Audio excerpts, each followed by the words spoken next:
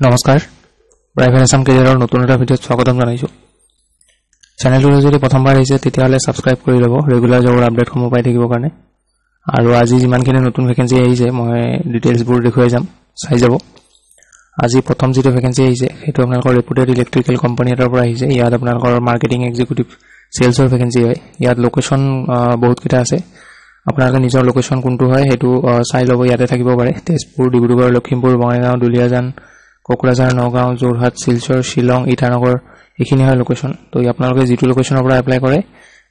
apply কৰাৰ টাইমত মেইলৰ আপোনাৰ সাবজেক্ট লাইনত লোকেশনটো লিখি দিব আৰু কোনো ধৰণৰ এপ্লিকেশন ফিজ দিব নালাগে আৰু কোৱালিফিকেশন ইয়াতে 12 পাস কৰা হলে এপ্লাই কৰিব পাৰে আৰু যদি গ্ৰেজুৱেচন কৰা আছে তেতিয়া এপ্লাই কৰিব পাৰিব এটো মেইল দিয়া আছে ইমেইলটো ডাইৰেক্ট পঠিয়াই এপ্লাই কৰি লব আৰু মোবাইল নম্বৰ দিয়া আছে তলত কিবা যদি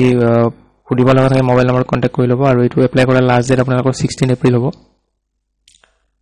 পিছৰ যেটো ভ্যাকেন্সি আহিছে হেতু জেনকো লাইফষ্টাইল বিল্ডিং মেটেৰিয়েল শোৰুম এটাৰ পৰা আহিছে এটো লোকেশন হ'ব আপোনালোকৰ বোকাখাত ইয়াত সেলছৰ ভ্যাকেন্সি আহিছে এটো সেলছ এক্সিকিউটিভ এটা পোষ্ট আছে মিনিমাম 1 ইয়াৰ এক্সপেৰিয়েন্স লাগিব আৰু ক্লাস 12 পাস কৰা হলে হ'ব আৰু ইয়াতে কিছুমান আপোনালোকৰ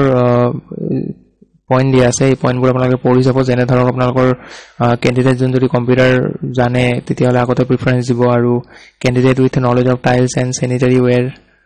will be given priority so এইবোৰ কাম যদি জানে আপোনালোকক priority দিব আগত আৰু স্যালাৰি আপোনালোকৰ গুড স্যালাৰি প্লাস ইনসেন্টিভ থাকিব সেলছৰ কামত ইনসেন্টিভ থাকে আৰু accommodation available in Bokakhat for outstation candidates যদি কোনোবা বাহিৰৰ পৰা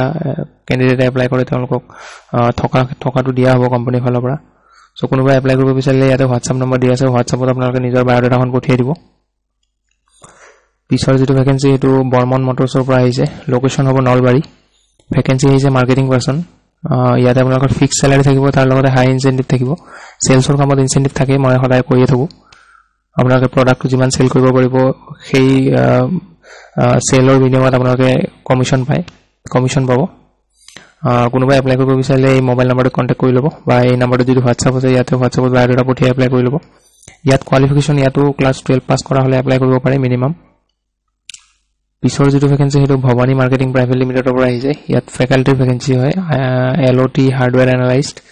কোৱালিফিকেশন ব্যাচেলৰ অফ ইঞ্জিনিয়াৰিং নহলে বিটেক কৰা হ'ব লাগিব ইলেক্ট্ৰিক্যাল ইলেক্ট্ৰনিক্স মেকানিক্যাল এই তিনিটাৰ যিকোনো এটা ব্ৰাঞ্চত আৰু লগতে 3 বছৰ ওয়াৰ্ক এক্সপেৰিয়েন্স থকা হ'ব লাগিব দুই নম্বৰটো ফেকাল্টি LOT সফটওয়্যাৰ এনালিষ্ট এটো আপোনালোকৰ graduate in engineering technology statistics mathematics computer science আৰু লগতে 6 বছৰ এক্সপেৰিয়েন্স লাগিব সো এপ্লাই কৰিবৰ কাৰণে আপোনালোকৰ ইয়াতে মেইল দিয়া আছে এই মেইলটোত বায়োডাটা পঠিয়াই দিব বা WhatsApp নম্বৰ দিয়া আছে WhatsAppতো বায়োডাটা পঠিয়াই এপ্লাই কৰিব পাৰে পিছৰ ভ্যাকেন্সিটো আপোনালোকৰ মৰ্নিং গ্লোৰি স্কুল বৰপেটাৰ পৰা আহিছে ইয়াত আপোনালোকৰ এক্সপেৰিয়েন্সড ইংলিশ ফিমেল টিচাৰ ভ্যাকেন্সি হয় এটো কোৱালিফিকেশন ইয়াতে মাস্টাৰ্স কৰা হলে হ'ব আৰু যদি বিএড নহলে ডিএলএড আছে তেতিয়া হলে হয়তো আগতে প্ৰিফাৰেন্স দিব পাৰে স্যালাৰি নেগোশিয়েবল হ'ব আৰু ইংলিশ আপোনালোকৰ ফ্লুয়েন্ট হ'ব লাগিব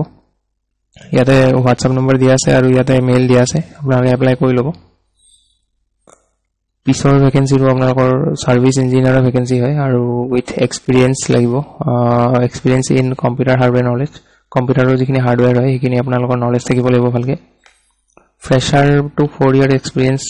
এপ্লাই কৰিব পাৰে ইয়াতে ফ্ৰেছাৰ সকলো পাৰিব কিন্তু আপোনালোকৰ হাৰ্ডওয়্যাৰৰ নলেজ লাগিব আৰু এটা পোষ্ট আছে আৰু স্যালাৰি আপোনালোকৰ ইন্ডাষ্ট্ৰি ষ্টেণ্ডাৰ্ডত হ'ব আৰু মোবাইল নম্বৰ দিয়া আছে ইয়াতে কল কৰি লব মোবাইল নম্বৰটো নহলে WhatsApp কৰি দিব পাৰে বায়োডাটাখন পিছৰ পোষ্টটো আপোনালোকৰ উজ্জীৱন স্মল ফাইনান্স বেংকৰ পৰা আহিছে এইটো আপোনালোকৰ ৰিলেশনশিপ অফিচাৰ ভ্যাকেন্সি হয় মাইক্ৰো মৰ্টগেজ কোৱালিফিকেশন ইয়াতে গ্ৰেজুৱেচন কৰা হলে হ'ব কমাৰ্চত যদি আপোনালোকৰ গ্ৰেজুৱেচন কৰা আছে বিকম কৰা যদি আছে এপ্লাই কৰিব পাৰিব আৰু আপোনালোকৰ ইয়াতে কিছুমান পইণ্ট দিয়া আছে এই পইণ্টবিলাক আপোনালোকে চাব যদি এপ্লাই কৰে এটা এটাকে পইণ্টবোৰ পঢ়ি চাব আপোনালোকৰ লোকেশন আসাম হ'ব অসমৰ যিকোনো ডিস্ট্ৰিক্টত হ'ব পাৰে কোনোবা এপ্লাই কৰিব বিচাৰিলে আপোনালোকৰ এইটো মেইলত বায়োডাটা পঠিয়াই এপ্লাই কৰি দিব পিছৰ ভ্যাকেন্সিটো আপোনালোকৰ সক্ৰেটছ একাডেমি ভিলেজ শুদ্ৰা দিমু কামৰূপৰ পৰা আহিছে ইয়াতে আপোনালোকৰ এটা টিচাৰৰ পোষ্ট হয় 1 নম্বৰটো আহিছে প্ৰিন্সিপাল 2 নম্বৰটো ইংলিশ টিচাৰ 3 নম্বৰটো ম্যাথছ টিচাৰ আৰু 4 নম্বৰটো সোশিয়েল সায়েন্স টিচাৰ আৰু 5 নম্বৰটো প্ৰি প্ৰাইমাৰী টিচাৰ ওপৰৰ পোষ্ট কেটাৰ কাৰণে আপোনালোকৰ মাস্টাৰ্স কৰা হ'ব লাগিব লগতে বিএড লাগিব আৰু প্ৰি প্ৰাইমাৰীৰ কাৰণে মন্টেছৰি ট্ৰেইন কৰা হলে হ'ব আপোনালোকৰ ফ্ৰী লজিং দিয়া হ'ব আৰু স্যালাৰি নেগোশিয়েবল হ'ব আৰু ইয়াতে মোবাইল নম্বৰ দিয়া আছে এই নম্বৰটোত কন্টাক্ট কৰি ল'ব কোনোবা যদি এপ্লাই কৰে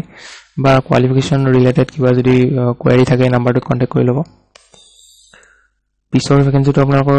Saint Anthony's school CBSE Abhaypur north গুৱাহাটীৰ পৰা আহিছে ইয়াত আপোনালোকৰ কম্পিউটাৰ টিচাৰ আৰু ফিজিক্যাল এডুকেশন টিচাৰৰ ভেকেন্সি হয় কম্পিউটাৰ টিচাৰৰ কাৰণে BCA নহলে MCA কৰা হ'ব লাগিব আৰু ফিজিক্যাল এডুকেশন টিচাৰৰ কাৰণে BPEd নহলে MPEd কৰা হ'ব লাগিব